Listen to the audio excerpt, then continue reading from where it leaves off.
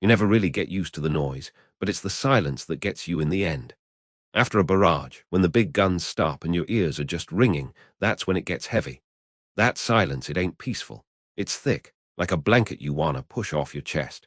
You can hear everything then, sounds so clear they feel like secrets.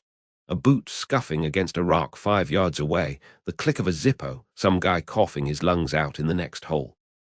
And over there, across the Narmantsland that was some Italian farmer's prized olive grove, you'd hear them too. You'd hear their noises, a faint voice, the sound of a shovel biting into the mud. That's when you knew. They weren't the monsters from the propaganda reels, not some faceless Hun. They were just men. Men like us, dug into the same miserable, rain-soaked hillside, trying to stay alive in all that muck. There was a strange intimacy to it, a horrible understanding. You knew with a cold certainty that one of those voices, one of those shadows you'd see moving at dusk, was the specific man trying to kill you. And he knew you were trying to kill him. And yet, we were both shivering in the same freezing rain, both missing home, both just wanting a hot meal and a dry pair of socks. It did something to your head, made the whole thing feel less like a grand crusade, and more like a shared nightmare we were all just trying to sleep through. Out of that, rules developed. Not written down, not spoken aloud, nothing you'd ever admit to an officer. But they were there, as real as the trench foot that ate away at your toes. You just learned them. You'd see a Jerry, clear as day, walking down to a stream with a couple of canteens. He wasn't carrying a rifle, just doing a chore. And you'd hold your fire. You'd just watch him. And you just knew, that if it was your buddy Joe heading down for water, they'd do the same. It was a truce for the mundane, for the basic human needs. Shooting a man while he's taking a leak just seemed, well, it seemed like bad form. It was beneath something, though none of us could say what. Christmas was another thing. The fighting just seemed to lose its heart around Christmas. The shooting would die down to almost nothing. You'd hear them singing Still Nacked sometimes, their voices carrying clean across the frozen air, and damn if it didn't sound just like the carols we sang. It twisted you up inside. And the storms, the real gully washers that turned everything into a soup of mud, those were unofficial ceasefires too. Nobody wanted to fight in that. It was hard enough just to exist. The real dread, the thing that could tighten your stomach into a knot, was a new lieutenant. A greenhorn straight from West Point or some cushy desk job, full of fire and talk of glory. We'd look at each other, me and the other sergeants, and just know, this kid's gonna get people killed for no reason. He'd want to launch a patrol just to prove a point, disrupt the fragile balance we'd all worked out. He didn't understand that surviving was the point, that the real enemy wasn't always the guy in the grey coat across the way, but the mud, the cold, the dysentery, and the damned war itself. I remember one morning, clear as yesterday. The fog was lying low in the valley, this thick, soupy fog you could barely see 10 feet in. We're moving up to a new position, a shattered village that had changed hands more times than I could count. The order was to move fast, single file, along a path at the edge of a field. We were jumpy, the fog playing tricks on your eyes, making every stump look like a soldier.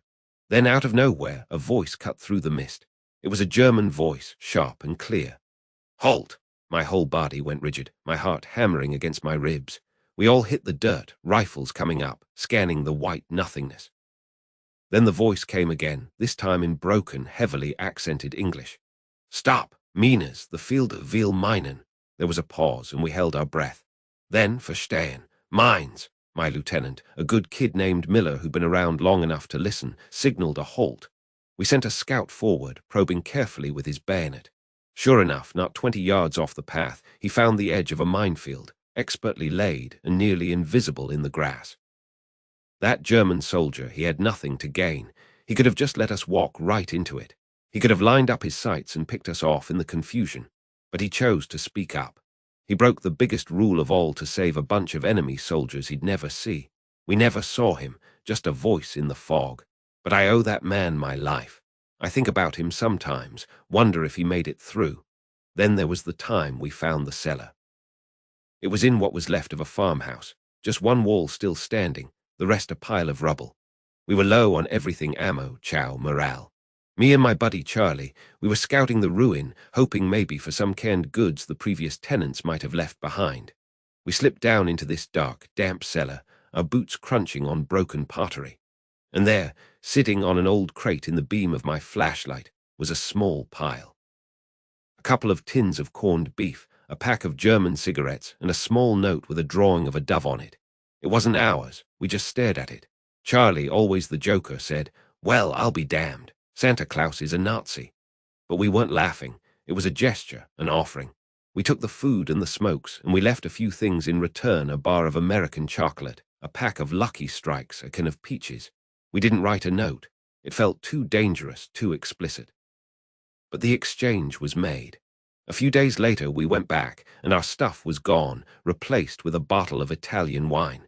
It was the strangest, most silent conversation I've ever had. You go down there, and it was like meeting a ghost. You never saw them, but you knew they'd been there just hours before. You could almost feel their presence, their weariness that mirrored your own. There was a profound awkwardness to it, a fear that this was a trap, that you'd be court-martialed for fraternizing, mixed with this overwhelming gratitude for a simple act of decency. It made the war feel small and personal. It wasn't about liberating Europe in that cellar. It was about two groups of scared, hungry kids agreeing, without a word, to be human for 5 minutes. But it never lasted. It couldn't. The world outside that cellar, outside those quiet understandings, was still at war. I remember the morning the orders came down. We were moving out. A big push. The major came around, all spit and polish, talking about breaking through, about driving the enemy back. And this heavy feeling just settled in my chest, a physical weight. The quiet peace was over. The unspoken truce was being ripped up by typewriters at headquarters miles away.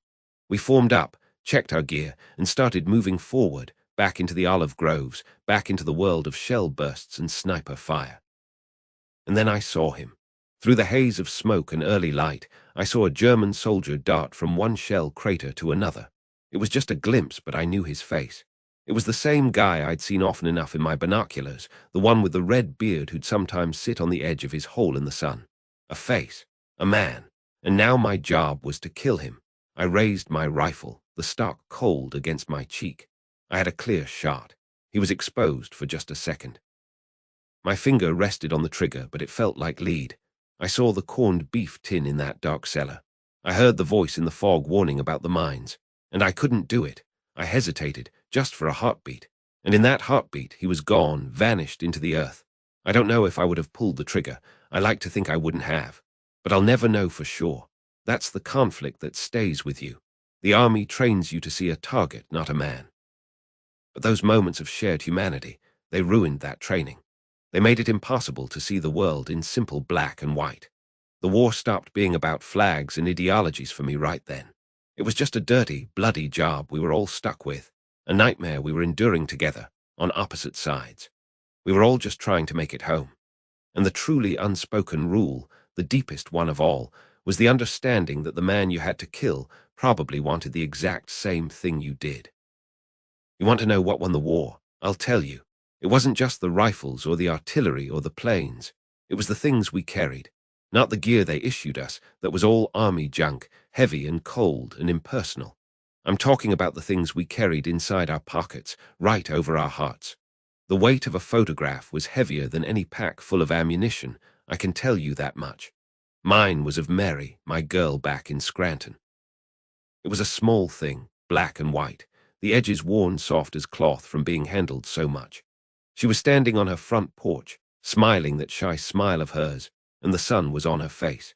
In my pack, wrapped in an oilskin pouch to keep the rain and the mud out, I had her letters, every single one. I knew them by heart, could recite whole paragraphs as I stared out at the Italian hills, those damned terraced hills that always seemed to be hiding a German machine gun nest. The paper was thin as onion skin from being folded and unfolded, and the creases were starting to tear. You could see the faint smudge of her lipstick on the last one she sent, just a little kiss she'd blotted there, and sometimes I'd press that spot to my lips just to feel some connection to a world that wasn't made of mud and fear. You'd think the most valuable thing in a rifle company would be a working Thompson or a case of grenades, but you'd be wrong. It was a wallet, any wallet.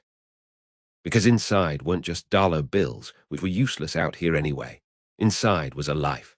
My buddy Jimmy from Chicago, he had this little brass baseball charm, a stupid little thing from a cake his mom baked for his 10th birthday. He'd rub it between his thumb and forefinger for luck every time we moved up. Said it felt like his pop's hand on his shoulder. Me, I had a smooth, grey stone from the creek behind my house. Didn't do a thing. It was just a rock. But I'd held it 1,000 times, skipping it across that water with my kid brother.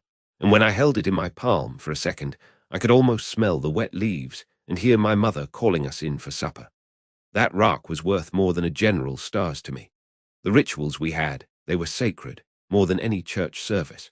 At night, in the foxhole, after the shelling had died down to nothing but the occasional pop of a sniper's rifle, you'd hear it, the soft click of a Zippo.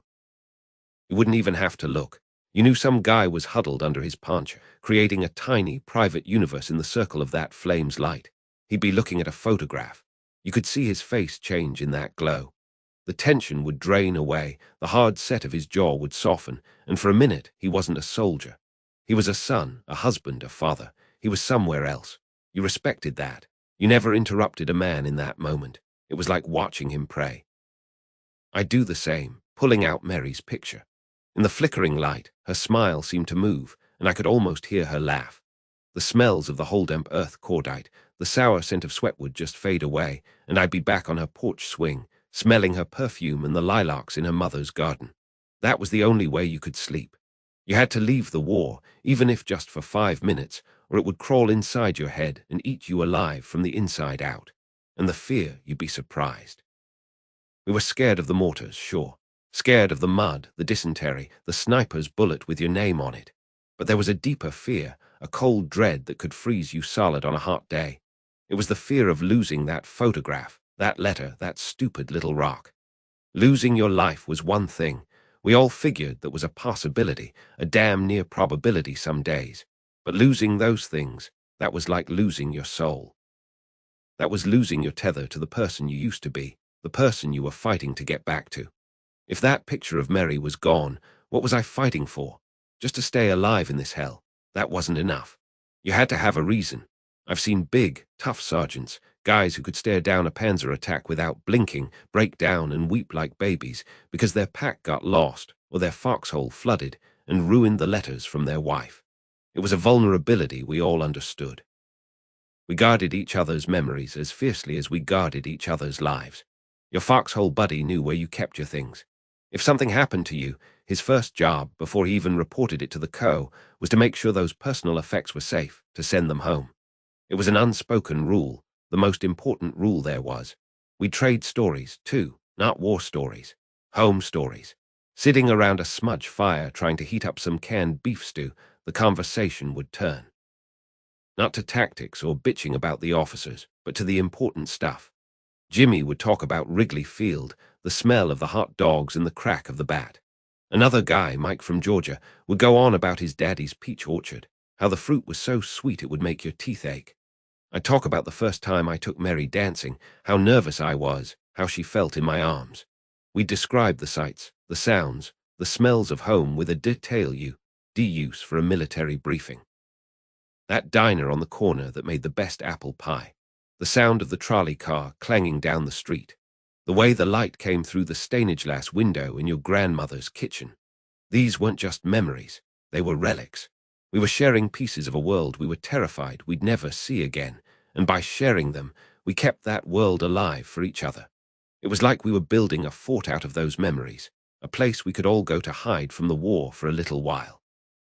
And sometimes those memories became communal property. I remember one time, a kid couldn't have been more than 8 at a letter from his mother. It was thick. He read it, and you could see him just drinking it in.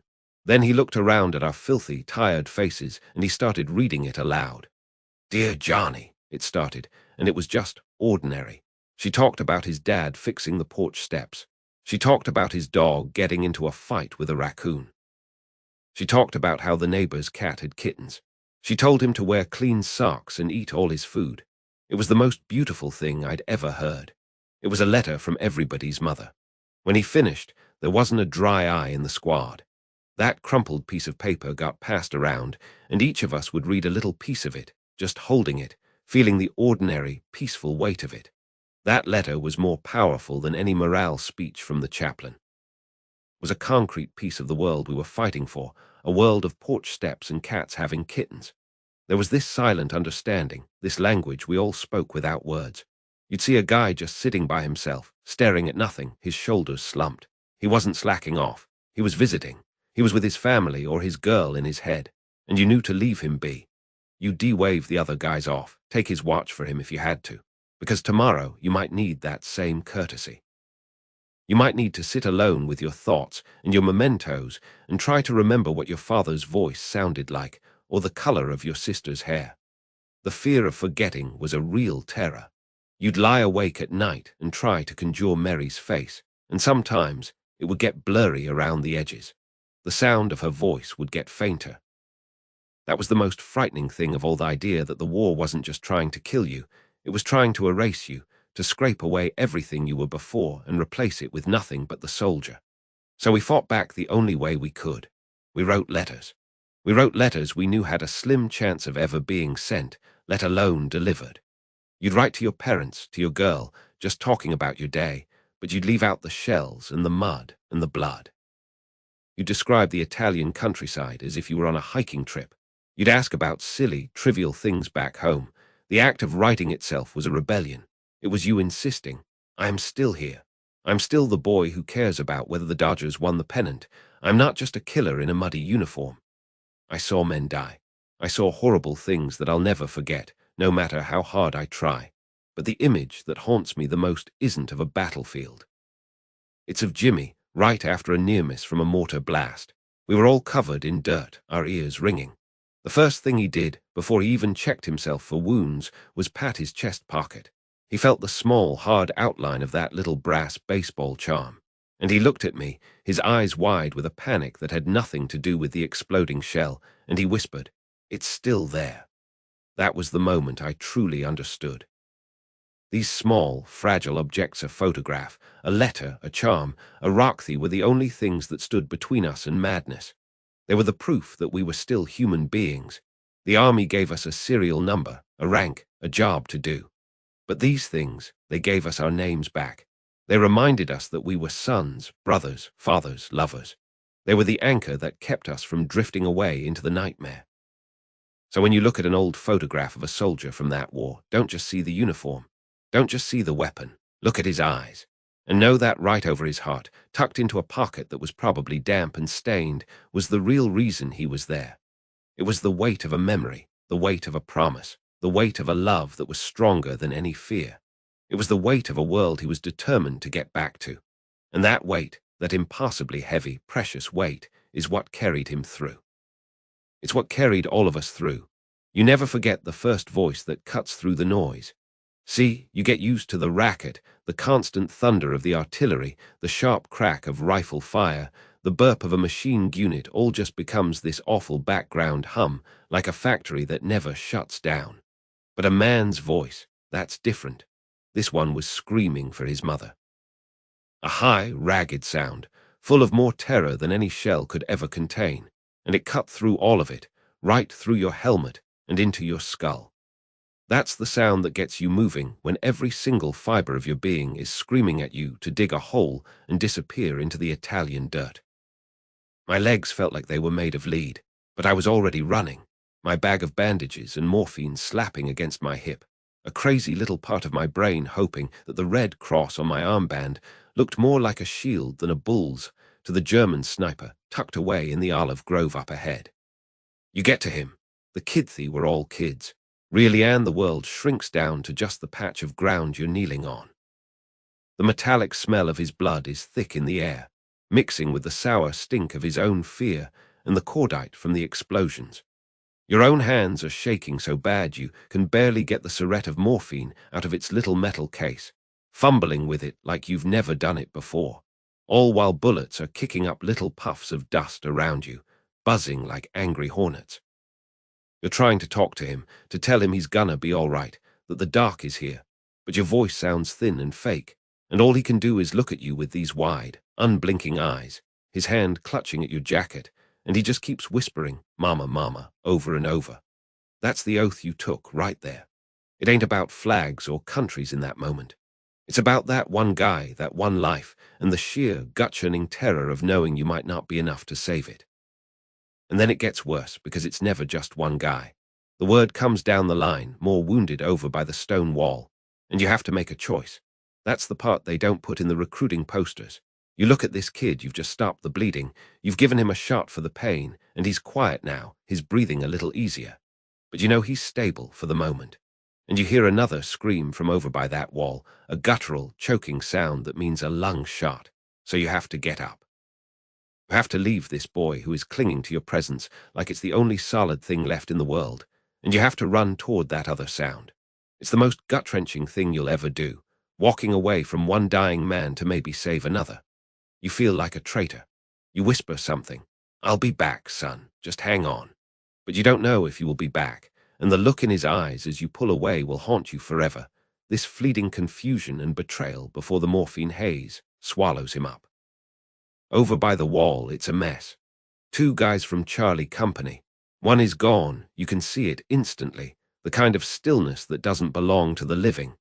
The other, Sergeant Miller, a tough old bird from Kentucky, he's got a piece of shrapnel in his chest, bubbling every time he tries to breathe. You go to work, your hands moving on their own now, the training taking over, packing the wound, trying to seal it, and Miller is staring right at you, not saying a word, just gripping my forearm so hard his knuckles are white. He's not calling for his mother. He's just fighting with every ragged breath, his eyes locked on mine, and in that silence there's a whole conversation. He's trusting me with his life, and I'm telling him without a word that I won't let him down. That bond, forged in that kind of raw, vulnerable terror, it's deeper than any friendship back home. It's a debt. Then there was the German. It was a few days later, a lull in the fighting after we'd taken a small hilltop village, just a cluster of shattered stone houses. We were clearing the buildings, and I heard a soft moaning from a cellar. I went down, carbine first, and there he was. A young kid, probably younger than me, curled up in a corner. His field grey uniform was dark and wet around his leg. He saw me, saw the American uniform, and his face just crumpled. He didn't go for a weapon. He just squeezed his eyes shut and started whispering what I guess was the Lord's Prayer in German. He was waiting for me to finish him. I stood there for what felt like an hour, my heart hammering against my ribs. The rules of war said I should secure him as a prisoner, but my oath said something else. Slung my carbine, held up my hands to show I was harmless, and pointed to the red cross on my arm. The fear in his eyes didn't go away, but it changed. It was the same fear I'd seen in Sergeant Miller's eyes, in the kid crying for his mother. It was just human fear. I knelt down and went to work on his leg. He flinched when I touched him, but then he relaxed, watching me as I cut away the fabric and cleaned the wound. He had a picture tucked in his pocket, a girl with blonde hair, smiling. He saw me looking and nodded, a single tear cutting a clean line through the grime on his cheek. I gave him some of my precious morphine, and he said, "Dank," a soft, broken word. "My buddies found me down there, and some of them gave me hell. What you waste our morphine on that kraut for, Doc?" But others, they just shrugged and helped me carry him back to the aid station. There were unspoken rules, see. Sometimes the rule was to kill. But sometimes, in the quiet after the storm, the rule was just to be a man helping another dying boy. That dank stayed with me. It was a tiny shred of humanity in all that madness. Every time you used a morphine syringe, you felt this strange emptiness. You pushed the needle through the skin, squeezed the little tube, and watched the liquid disappear. You were taking away a man's pain, and for that, you felt a flicker of satisfaction. But you were also taking away his consciousness. You were sending him into a void, and you never knew if that was the last thing he'd ever feel, the cool spread of the drug, and then nothing. Was that a mercy? Or was it stealing his last few moments of life, his last chance to see the sky, to have a coherent thought? You'd look at his face as his eyes rolled back and his body went slack, and you were left with this profound loneliness. You'd done your job, but you were alone again with the whistling of the shells and the weight of his life in your hands. And then there were the ones you couldn't save no matter what you did. I remember one boy, couldn't have been more than 19, he took a bad hit to the stomach. There was nothing anyone could do, and we both knew it. I held his hand and gave him the last of my morphine, and he just looked at me. He couldn't speak anymore, but his eyes, they were so clear. There was no fear left, just this overwhelming gratitude. He was thanking me for staying with him, for not leaving him to die alone in the mud. That look, that silent thank you from a dead man, it never leaves you. It's etched on the back of your eyelids. You'd think the Red Cross would make you feel safe, maybe even special. But out there, it felt like two things at once. Sometimes it felt like a shield. The Germans would sometimes, not always, but sometimes, hold their fire when they saw it. Other times, it felt like the biggest target you could possibly wear. I've had snipers specifically aim for me, I'm sure of it. They knew that taking out the medic was like taking out 10 riflemen. So you'd wear that armband with a mix of pride and a constant low-grade terror, this feeling that you were marked, for good and for ill. The silence after a battle was almost worse than the noise. The guns would stop, and the quiet would roll in, thick and heavy and unnerving. And in that silence, your mind would start up. It was like a damn newsreel projector stuck on a loop, replaying every face, every wound, every terrible choice you had to make in a split second. Did I tie that tourniquet tight enough? Should I have tried to move that other guy first? Was there something else I could have done for the kid with the stomach wound? You'd lie in your foxhole at night, trying to will yourself to sleep, but all you could see was the blood on your hands, even after you'd scrubbed them raw with cold water from your canteen. You de-smell it, that copperpenny smell, like it had soaked into your skin permanently. The other fellas, the riflemen, they'd clap you on the back at camp. Good job, Doc. You're a hero, patching guys up under all that fire. But you didn't feel like a hero. A hero saves everyone. You just felt the crushing weight of the ones you lost. You'd look at the empty spots in the chow line. You'd see a guy's pack sitting there without an owner, and you'd think, I was there. I was the last person he saw. And I couldn't fix it. How do you explain that to someone who wasn't there? You can't.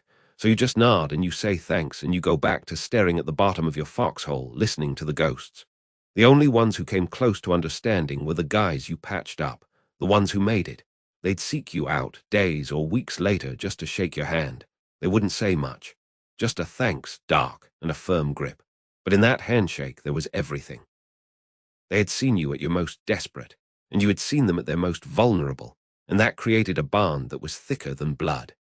It was a bond made of mud and morphine, and the shared, unspoken hope that maybe, just maybe, we'd all get out of this hellhole alive and see home again. We were just a bunch of scared kids, trying to do a job, trying to hold on to a little piece of ourselves, trying to remember what it was like to not be afraid all the time. You held on to the small things, the taste of a rare hot cup of coffee, the sound of a buddy's laugh, the weight of a letter from home in your breast pocket. That's what you fought for. That's what you patched guys up for. Not for the generals or the maps, but for the simple, desperate hope of tomorrow. You see that kid over there, the new replacement? He's laughing at something, got a big dumb grin on his face, looks like he just got off the train from Kansas. He's whole. I remember that feeling, or I try to. It's like a photograph of someone else. We were all like that once, before this place, before the mud and the noise and the smell got inside you and decided to stay. Now I look at him and I feel 100 years old. My body's 20, but something inside me is ancient, worn down smooth like a river stone. You get these moments of quiet, see, and that's the worst part. The firing stops, the mortars give it a rest, and all you're left with is the ringing in your ears and the inside of your own head. And that's a dangerous place to be. The noise, at least the noise, is something you can fight. The silence just lays you out bare, forces you to remember things you'd sell your soul to forget. The way Perkins looked when he bought it, the sound the shrapnel made when it hit the dirt right next to your helmet, that sour smell of cordite and blood that gets in your clothes and never leaves. In the silence, all of that comes rushing back, and you just sit there, staring at nothing, seeing everything. They've got a name for it. I heard an officer say it once, the 1,000-yard stare. Hell, I've stared 1,000 miles. I've stared right through this whole damn war and out the other side. So you develop rituals, little things to keep your hands busy and your mind from wandering down those dark paths. For me, it was cleaning my rifle. It got to be an obsession. I'd strip that M1 Garand down in the dark, my fingers knowing every curve and pin, every bit of grit. I'd rub that hop solvent on the patches, that sharp, clean smell cutting through the stink of the foxhole, and I'd run the bore brush through again and again until the metal gleamed even in the faint moonlight. It was something I could control, a simple task with a beginning and an end. The rest of it was just chaos. You couldn't talk about it straight, you just couldn't. So we made jokes, dark, grim jokes that would probably make folks back home sick to their stomachs. Like when Smitty's helmet got shot clean off his head and he just stood there, patting his hair like he was surprised to find it still attached. We laughed until we cried about that. Smitty, we'd say, the Krauts couldn't hit the broad side of a barn, but they sure gave your part right down the middle. It sounds awful, I know, but it was the only way. Laughing was better than screaming. And then there were the quiet times, the best times, which were just as quiet as the bad times but different. It was when me and a couple of the boys, the guys who'd been there since Sicily, would scrounge up some real coffee, not that chicory rubbish, and we'd huddle around a tiny stove, heating up water in a battered tin pot. We wouldn't say a word sometimes for 10, 15 minutes. Just pass the cup around, each man taking a sip, feeling the warmth spread through his belly. You'd look at the other guy, see the same hollow look in his eyes, the same tired set of his shoulders, and you knew he understood. He'd seen the elephant, same as you. No words needed. It was just the presence of another survivor, a silent acknowledgement that for this 1 minute you were still breathing, you were still warm, and you weren't alone. But there's always a breaking point. The human mind isn't built for this. It's like a rope, and it can only take so much strain before it frays and snaps. I remember one afternoon, we were dug in on a hillside overlooking a valley. It had been quiet for a few hours, the kind of quiet that sets your teeth on edge. Then you hear it, the whistling scream that you learn to recognize, the one that's coming right for you. This one was different. It was like it had my name on it. It screamed down, and the world exploded in orange and black. Dirt and rock showered down on us, the concussion hitting my chest like a sledgehammer, sucking the air right out of my lungs. I wasn't hit, not a scratch. But when the dust settled, I was trembling so bad I couldn't light a cigarette. My hands were just shaking, uncontrollably. It was like something inside me had come loose. That was the first time I really knew, deep down, what fear was. Not the quick, sharp jolt when you dive for cover, but a cold, settled terror that this was it. Your luck had finally run out. And it wasn't just me. I saw it happen to Charlie, a guy from my platoon, a tough kid from Brooklyn who I thought was made of iron. After a particularly nasty barrage, he just cracked. He started crying, not like a man, but like a lost little boy, curled up in the bottom of the hole, rocking back and forth, saying his mama's name over and over again. We tried to talk to him, to snap him out of it, but there was nothing there. The lights were on, but nobody was home. They took him away, and we never saw him again. And the worst part, the part that still haunts me, was the secret, shameful thought that followed the pity. Thank God it was him and not me. And then you'd lie awake at night, listening to the shelling in the distance, wondering if you were next. Your mind becomes this ticking bomb, and you're just waiting for the fuse to burn down. So when the new replacements show up, fresh-faced and scared, you put on a mask. You can't tell them the truth. What good would it do? You see that kid from Kansas looking at you with wide eyes, and you force a grin, you clap him on the back. "You'll be all right, son," you say, in a voice that sounds so much older than your years. "Keep your head down and your powder dry, and you'll be fine." But you're lying through your teeth. You know he probably won't be fine. You know that Luck is the only officer that matters out here, and his orders are a mystery. You see the statistics in their eyes, not a person. And when the inevitable happens, when the mail call doesn't include a letter for one of the new guys because he's already been shipped back stateside in a box, or worse, when someone from the old crew, one of the guys you shared that coffee with, catches a piece of shrapnel, there's that wave of guilt. A horrible, selfish, human feeling of relief that it was him and not you. You hate yourself for it, but you feel it just the same. That's the real war, I think. It's not just about the battles and the medals. It's the war inside your own head. It's the daily fight to hold on to some tiny piece of who you were before. Survival, they talk about it like it's just your body making it home. But it's not. It's about what's left of you when you get there. It's about sifting through the wreckage of your soul, trying to find a few fragments you can salvage, something you can use to build a life again after all this is over. You look at your hands, still steady now, and you wonder what they'll do when they're not holding a rifle. You wonder if you'll ever hear a car backfire and not hit the deck. You wonder if you'll ever be able to look at a young kid laughing and not see a ghost of your former self, a ghost that never made it out of Italy. That's the cost. That's the bill that comes due long after the fighting is done. And you just pray the price wasn't your entire self. They didn't teach you the important stuff in the manual. You learned that quick enough. The manual told you how to salute and how to clean your rifle, but it didn't tell you how to stay alive. That knowledge, the real stuff, the currency of survival, got passed around like a precious thing, from the old-timers to us green replacements, usually with a grunt and a nod and a cloud of cigarette smoke. I remember the first time I heard it, the real thing, not the training ground pops. It was a shriek that started high up, a tearing sound in the sky that seemed to go on forever, and then the world just fell apart. I hit the dirt so hard I tasted mud, my heart hammering against my ribs like it wanted out. But Sarge, old Sarge, who'd been in it since Sicily, he just tilted his head, listening like it was a bad song on the radio. "Incoming," he'd mutter. "That one's for us." And then later, a different sound, a kind of throaty cough followed by a sigh. "Outgoing," he'd say. "That's ours heading over to give Jerry a headache." You learned to tell the difference in your bones, because one sound meant you could maybe relax for a second, and the other meant you prayed to a guard you weren't sure was listening anymore. And the cigarettes, guard the cigarettes. You give your right arm for a smoke sometimes, just to calm the shakes, but you learned fast. A match flaring in the dark was a beacon. It said, "Here I am, come and get me."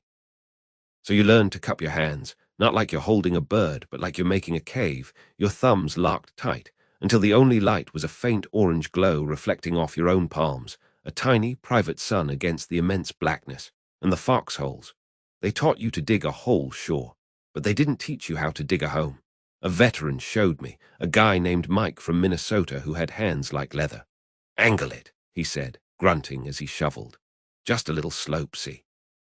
So when the rain comes, and it always comes, it runs away from your feet. Otherwise, you're sitting in a cold, muddy bath all night, and that's a special kind of misery that'll break your spirit faster than any shell." It was all misery avoidance, see? 1,000 little tricks to carve out a sliver of comfort, a tiny piece of your humanity back from the mud and the cold and the constant, grinding fear. That's what the front was, a weird, terrible economy.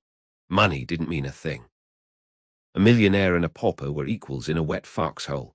But a bar of chocolate from a Creation, that was a king's ransom. I saw a guy trade his watch, a nice silver thing his dad gave him, for a single crumpled pack of Luckies, dry socks.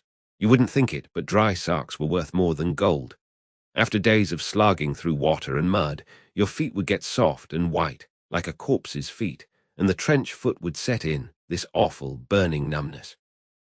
So when you got a fresh pair, the feeling of that clean, rough wool was like a blessing. It was a small piece of home, a tiny reminder that there was a world where feet were dry and warm. And the coffee. We were always scrounging for wood, any little bit of dry kindling we could find, to get a small fire going for coffee. It wasn't just about the caffeine, though God knows we needed that. It was a ritual. Huddling around that little can, the water bubbling, the ground swirling, the smell cutting through the stink of cordite and damp earth and unwashed men. It was a tiny rebellion.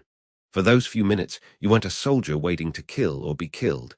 You were just a guy making coffee, talking in low voices, maybe sharing a memory of a girl back home or a favorite meal. You learned to listen too. The front was never quiet. There was always something buzzing, creaking, thumping. But you learned which noises to ignore, the distant rumble of a truck, the wind in the wire-send, which ones meant you had seconds to live. The sudden silence of the birds, that was the worst. When the birds stopped singing, you knew something was coming.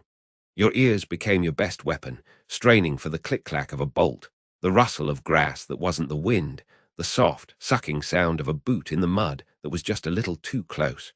And there were rules, an unwritten code that everyone just understood. You always shared your water, always. Even if you were down to your last canteen, if a buddy needed a drink, you gave it. Because tomorrow it might be you with a parched throat, your tongue sticking to the roof of your mouth, and you'd hope he'd remember. You learned when to talk and when to just shut up. Some guys, when the shelling started, they'd get this wild look in their eyes, and they'd need you to talk, just babble about anything, baseball, cars, anything to tie a rope to the real world and keep them from spinning off into the fear. And other times, a guy would just get quiet and you'd know. You'd just sit with him, shoulder to shoulder in the hole, not saying a word. Your silence was a language. It said, "I'm here. You're not alone in this." And the biggest rule, the one we all lived by, was never to make a promise about tomorrow. "See you after the war" was a dangerous thing to say. "When we get home, we'll." was tempting fate. The only promise you could make, the only one that meant anything, was about right now. I've got your back on this patrol. I'll cover you while you move up. That was a currency you could spend. Tomorrow was a fantasy land we all dreamed of but never planned on. Then one day, you realize you're not the new guy anymore. The faces around you are younger, their uniforms are a little less faded, their eyes are a little wider, and they look to you for the signs. That's a heavy feeling. It means the men who taught you are gone, wounded, shipped home, or dead. And you inherit their experience, and it's a sad inheritance. I had a buddy, Charlie, from Ohio. We'd talk about our girls. His was named Mary, mine was Susan, and we'd promised to write to each other's families if, well, you know. We never finished that sentence. Then one day, on a ridge overlooking a valley so beautiful it hurt to look at, a stray mortar round, a random piece of hell, found him. And there I was, the duty falling to me. The sad, sacred duty of going through his pockets. Your hands shake, and your stomach is a knot, but you do it.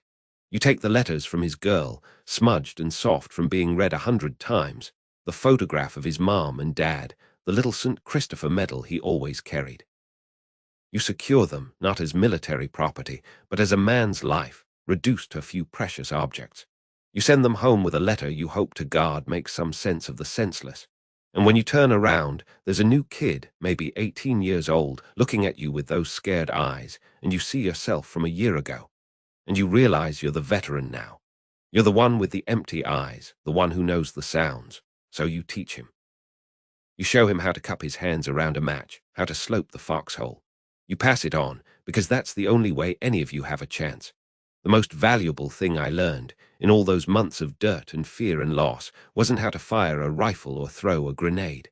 It was how to find a reason, any reason, to live through one more day. Sometimes the reason was big, like thinking of home, of your mom's cooking, of your girl's smile. But most times the reasons were small, really small. Promise of hot chow if you made it back to the rear. The sun breaking through the clouds after a week of rain. The sound of laughter, real laughter, from your buddies over some stupid joke. Finding a patch of wild strawberries and tasting that sudden, shocking sweetness amidst all the bitterness. It was about focusing on the next minute, the next hour, not the next week. You built a wall around your heart, brick by brick, to keep the terror out, but you left a little window open for those small, human moments. Because if you sealed it up completely, if you let the emptiness take over, then you were already gone. You'd see guys like that, their eyes just vacant, going through the motions. They were the ones who usually didn't last long. So you clung to the tiny things, the warmth of a coffee tin in your hands, the shared look with a buddy that said everything without a word, the weight of a dry pair of socks in your pack. That was the language of survival. It wasn't about heroics or flags or grand strategies. It was about the unspoken rules between men who were just trying to help each other see one more sunrise, to find one more reason, however small, to keep going. And in the end, that was everything.